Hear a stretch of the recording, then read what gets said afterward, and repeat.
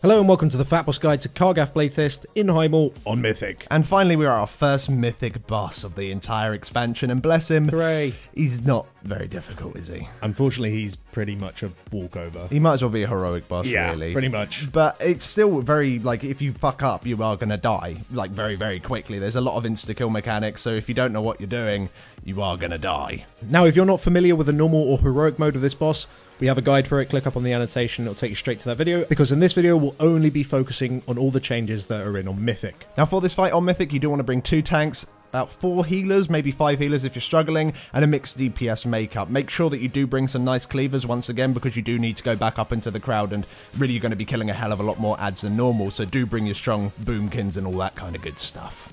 Now Kargath on Mythic has far more health than he did than on normal or heroic. And because he has all this extra health, there's a mechanic in the fight that gives you a buff that increases the amount of damage you deal, which is something called Roar of the Crowd. Now this is on an extra energy bar that's at the bottom of your screen, and the more this fills up, the more damage you do. It's kind of similar to Major Domo in Firelands Heroic, if you remember all the way back then. So the more energy you have, the more damage you will be dealing. Now the idea on Mythic is pretty much to gain as much Roar of the Crowd as possible while losing as little as possible, and this is done by responding to particular mechanics in particular ways. So on Mythic, the boss will still do his Impel, which is a tank debuff, again, taunt on 2, that doesn't change.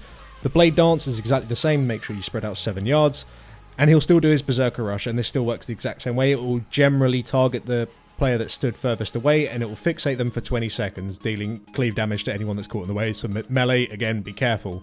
However, while the boss is casting Berserker Rush, the raid will gain far more Roar of the Crowd than they would usually. And whenever you break Berserker Rush by kiting him over Fire Pillar, you will actually lose a shit ton of it. So if you could actually keep the boss within this fixate for 20 seconds and not kite him over fire, your whole raid will have a ginormous damage increase, and that is what you need to do. Now because the boss does get faster and faster while he is doing his Berserker Rush, it's pretty much impossible to constantly kite him throughout the whole 20 seconds. And of course your melee DPS will be really angry with you, because there's only so much they can keep up with him while he's sprinting around the room. So what you want to do is have a class that can either immune or reduce the damage taken by Berserker Rush by a shit ton to be fixated by the boss. Now things like Hunter Deterrent, Mage Ice Block, Shadow Priest Dispersion, all that kind of stuff work, as well as Hand of Protection from any of your paladins. So if you do have a paladin, make sure you do spec into Clemency so you can be throwing out these Hand of Protections as much as possible. So as an example, if you get it as a Hunter, you'll double Deterrence, which will last for 10 seconds, and then you'll get a Hand of Protection that also lasts for 10 seconds, covering the whole 20-second fixate. Make sure that when you are kind of pseudo-tanking him during this Berserker Rush,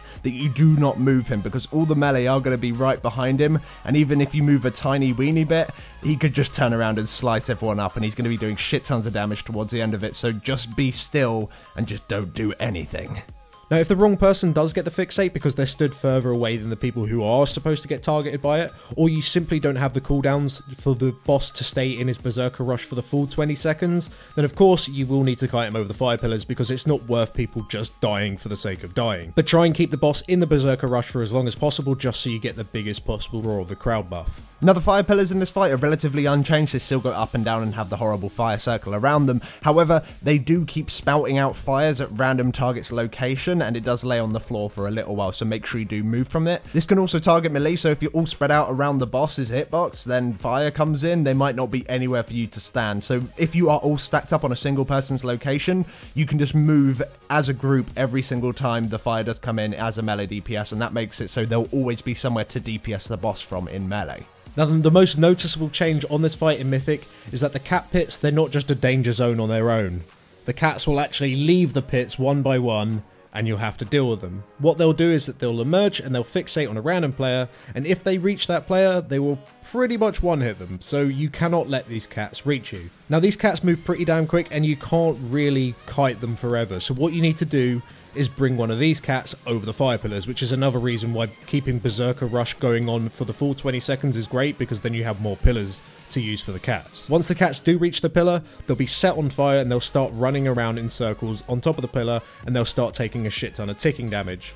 Also, while this is going on, it will give you a huge amount of the Roar of the Crowd buff. Now, every time a cat does also go into a pillar, it will also reset who it is fixating on, and you can see this by the debuff going off the person it was initially fixating and going on to a new person, and it is while the cat is still spinning, so you have loads of time to think, okay, cat is coming towards me, where's the nearest fire pillar that isn't about to despawn? Okay, I'll run over to it, so when the cat fixates on me, he'll run over to me. Also, a very important note is that you really don't want to be damaging these cats in any sort of way, because you just want to keep setting them on fire, like in the real world. So just keep setting the cats on fire, because you want a shit ton of the Roar of the Crowd buff, so you can do as much damage as you possibly can to the boss. There will be a point where the cats are maybe like on 10% or anything like that, and instead of just kiting them back into a fire, you might as well just kill shot them off or anything like that. Just get rid of them and just keep nuking the boss. Now the boss will still throw you up into the stands. Again, this works exactly the same way. It will always pick the 5 closest people, so you want to assign 5 people in your raid to do it. That should consist of your tank with the highest impale stacks, 1 healer, and 3 DPS with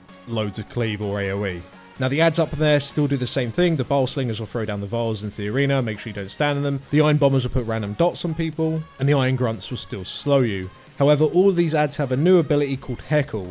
This will reduce the Roar of the Crowd buff for the entire raid. So if you go up there and decide not to kill anything and you jump straight back down, everyone's damage will be reduced. So while you're up here, you want to try and kill as many as you possibly can, so the whole raid doesn't lose that much of its damage buff. And the other reason to kill everything up here is that when they actually die, they will actually give you a tiny amount of Roar of the Crowd as well, which is really, really nice. So the way that we do this is that we send one of our boomkins left, one of our boomkins right. Our warrior tanks stand right in the middle. As soon as he goes up, he more or less stands still.